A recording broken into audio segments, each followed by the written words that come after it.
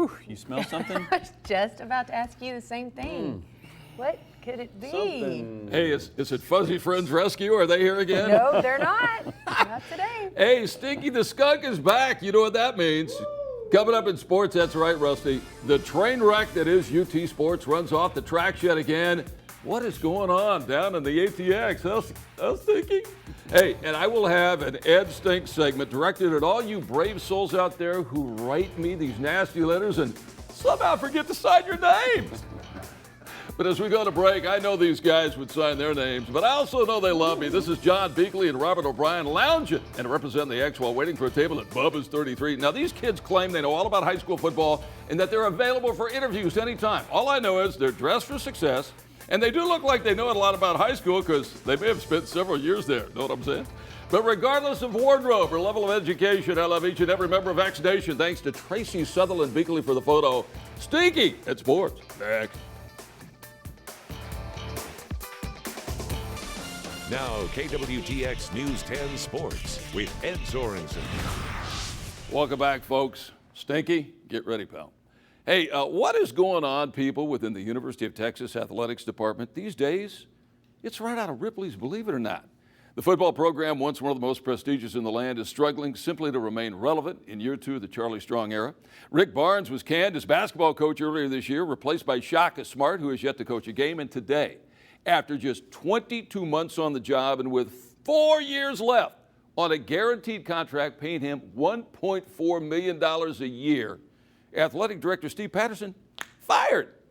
Burnt Orange Nation is burning out of control. Now, Patterson was the guy who hired both Strong and Smart, but many fans despised him for raising ticket prices for football games after a 6th and 7th season last year. And some of the big money donors and city officials in Austin didn't like him either, or his aggressive fundraising approach to running the nation's wealthiest athletic department. Before Saturday's home opener here against Rice, a plane flew over Darrell K. Royal Stadium in Austin, trailing a banner that read, "Patterson must go," and now he's gone. He was a UT grad. He was hired by former Texas President Bill Powers. He'd been the AD at Arizona State for 19 months before taking the Texas job. New University President Gregory Fenves, only on the job for a couple of months. He just started in June, fired him this morning. Big 12 Commissioner, believe it or not, Bob Bowlesby, and NCAA Executive Vice President Oliver Luck, Andrew's dad, are reportedly on the short list to replace Patterson. Houston attorney Mike Perrin, a former Longhorns linebacker, will run the department on an interim basis. Patterson offered his philosophy for running the UT program while being questioned about his future earlier this summer. We want to win championships. We're about championship performance. We want to make sure we educate our students that are involved in athletics, that they have great positive outcomes when they leave here, that they're better individuals, better educated, better leaders than when they came here, and that we operate very ethically day in and day out. It's pretty simple. Okay, Steve, good luck to you. Now, time for another action-packed edition. Go ahead, Rusty. Of Ed Stinks. Stinky the Skunk will co-anchor with me. You folks certainly know by now that I have no problem whatsoever getting critical viewer feedback. I actually love it. Otherwise, I'd have no reason to run Ed Stinks. I've got to be, seriously, the only sportscaster I've ever known who airs his own hate mail. But one thing does bother me just a teeny weeny bit. If you're going to write and rip me, people at least have the guts to sign your name. Am I right? I'm also probably the only sports geek in the country who routinely shows pictures and mentions names of viewers. I love to do it to make you folks a part of my show. You people are very important to me, whether you love me or hate me. Aren't they, Stinky?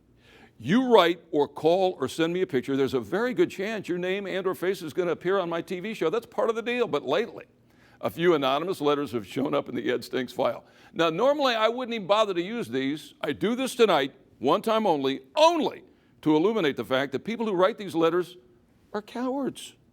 If you think it and are willing to write it or say it, then you should be man or woman enough to own it.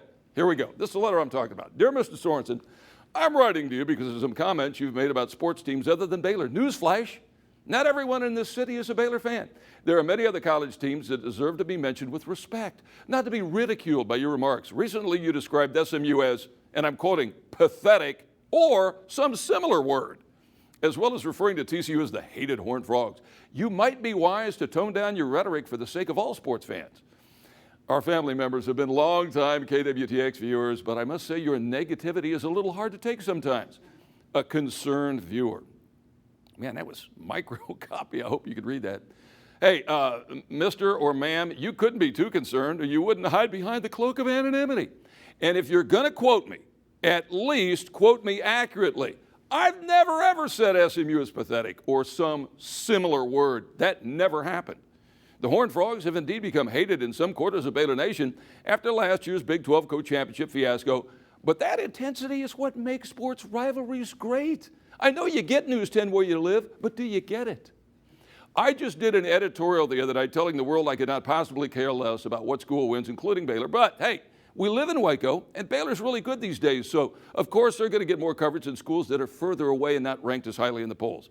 And finally, you accuse me of being negative? Are you kidding me? I come out here every night, don't I, Stinky, trying to inject some fun and humor amid all the bad news and my beloved Rusty's weather reports of another 100-degree day with no rain in sight. Negative? I'm the dude out here trying to raise money for the Boys and Girls Clubs and the guy who came up with the Team of the Week award to try and shine a positive light on the accomplishments of the young people in Syntax. No, you, sir or ma'am, you're the one who's negative. And by the way, a whole bunch of folks out there seem to love my rhetoric out in TV land. Now catch a clue and learn how to sign your name. And by the way, I do know your name. First name Ima, last name Coward.